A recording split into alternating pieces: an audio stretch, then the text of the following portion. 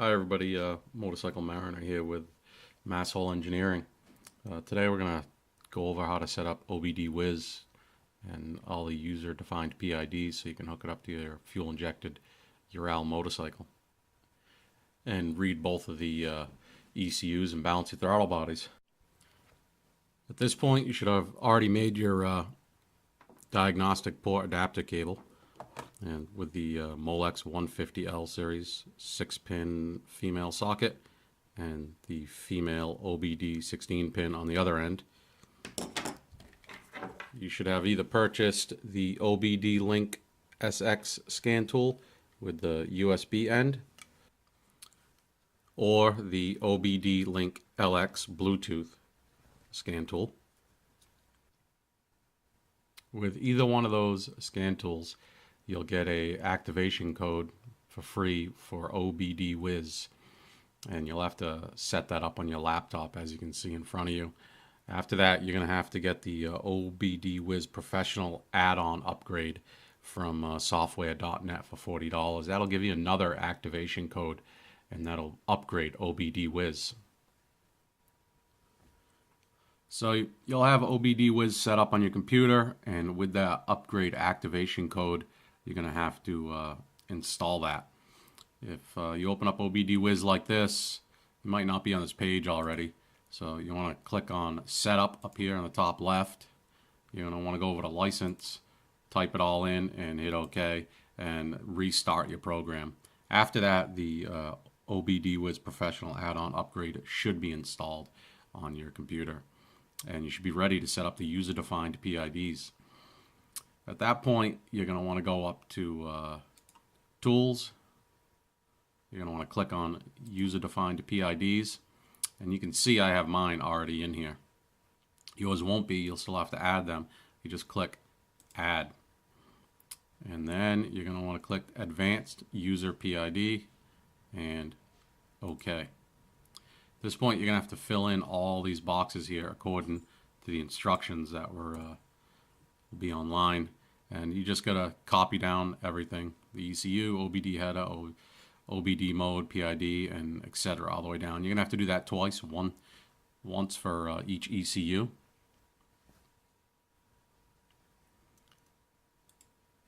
So after you've filled all those out,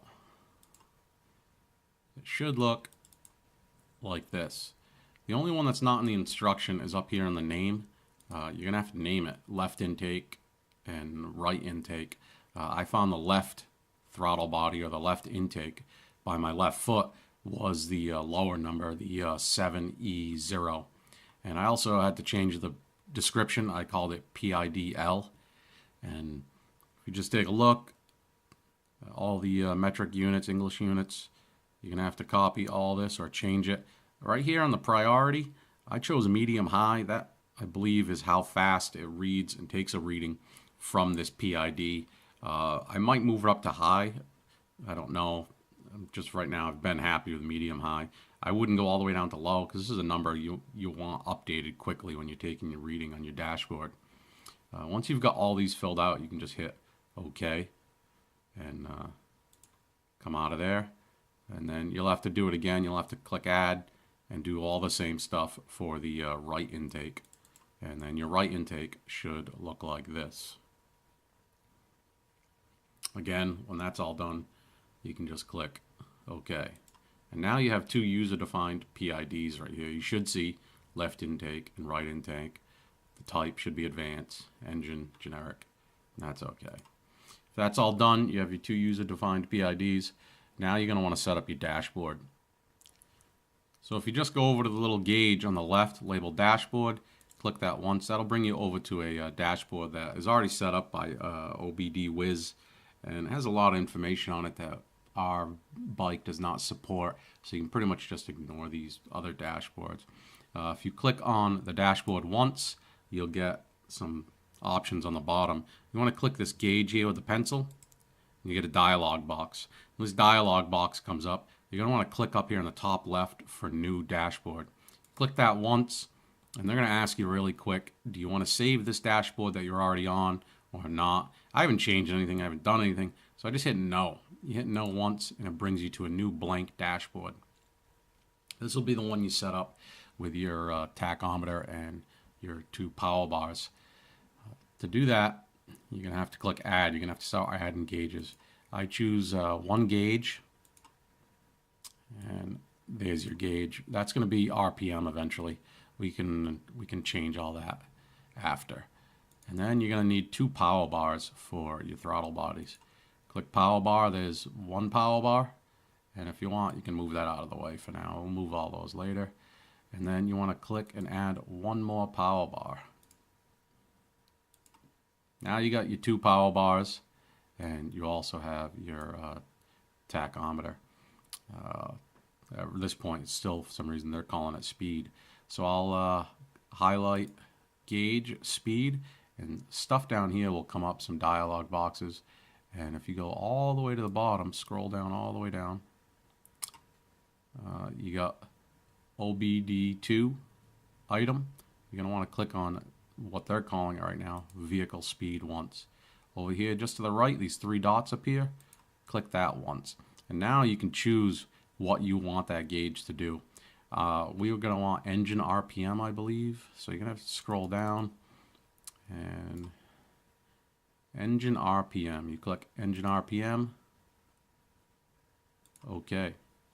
So now your round gauge is engine RPM, but if you look, it's still got the calibration for speed, which is 0 to 200. You're going to need more RPMs from that. So if you just scroll up, you can start changing the high and the low. What do we got? Maximum is 200, minimum is 0. You could just click on the 200 and you can change that to 5500 or whatever you want. I don't exactly know what the red line is on the Ural right now. Hit enter, and now you got 0 to 5500. You do have an option somewhere for red line. We'll just find that. You can change the size and all that. Minimum, maximum, red line start value. I'm going to put that at 4500 right now. Now you can still see the increments are messed up. It's going from 0 to 550 to 1100. So now we can change the increments. Just scroll down. It is under tick marks. You can count your tick marks here. You got 10, and for every 500 you would need 11. So you just change that to 11. And now they're all in the 500 RPM increments all the way up to 5500. If you want ticks in between, so you want like 1 for every 500. Right now they only got 3 tick marks, so you just change that to number of minor tick marks, change that to 4, and that should give you, should be 1 for every 100 RPMs. 1, 2, 3, 4, 5. Yeah, so that's 500, and all the way up to 5500 is correct. So your RPMs are all set here on this gauge. We'll change the size of it later. Now you're going to have to go to each power bar and give them a designation. Go to the first power bar, and this is still vehicle speed. They seem to make every new gauge vehicle speed. So you're going to want to, again, click vehicle speed, highlight it, and that'll give you the dialog box down here at the bottom. With this dialog box, again, scroll to the bottom, click vehicle speed, you get the 3 dots. And now all your PIDs come up. Now, because you're choosing a user-defined PID, this first list is all the standard PIDs. You're going to have to come over here and click on the 3rd bar to the right, which is user-defined PIDs. And if you did the earlier part correct, type it in user-defined PIDs, you'll have your left and your right here. So I'll choose left intake for this power bar and hit OK. And there you go, you got your left intake. I'll double check. The minimum and maximum is 0 to 100, and you should be all set. You can change the name on these if you want. Appearance, display name. I'll call this one left intake or left throttle body, or just left for now. You can name it whatever you'd like. So that's your left one. And that should be pretty much done. We'll change the size of it later. You go to the other power bar, click on that. hit the dialog box in the bottom and repeat everything again. Vehicle speed, 3 dots, user defined PIDs, right intake, OK. Change the name on that one. And I'm going to call that the right intake or right. And enter. And there you go. It's your other power bar is named right. You have your power bars set up. You have your attack set up.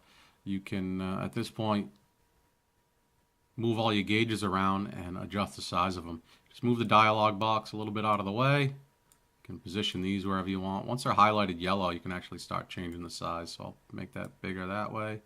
And you can drag it way down, make it nice and tall. So you have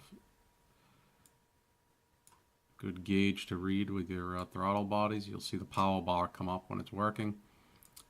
Highlight that one yellow, make it a little wider, and make it the same height. There you go. You get your left power bar, your right power bar for your intake manifold pressures, which is really. And then here's your tachometer. You can make your tachometer a little bigger if you'd like.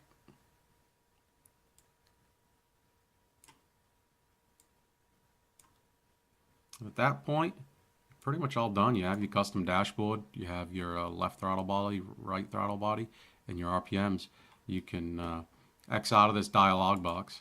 At this time, they're going to try to get you to save this dashboard. You're going to want to save it. You just click yes, and you call it whatever you want. I'm going to call it Ural, which is already here, and save, because I already have one called Ural. They're going to want me to replace it. Just yes or whatever. This won't come up with you because this will be your first time. And that's it. If you're not happy with anything here, if you want smaller increments, bigger increments, any of this, left, right, or anything, you want to change it to different power bars. If you want your RPM as a power bar, you can change your RPM to a digital gauge, whatever you want. Just click on the dash again. Click the dashboard gauge here with a pencil. And you can start editing everything. You can add more gauges if you want, different temps and stuff like that.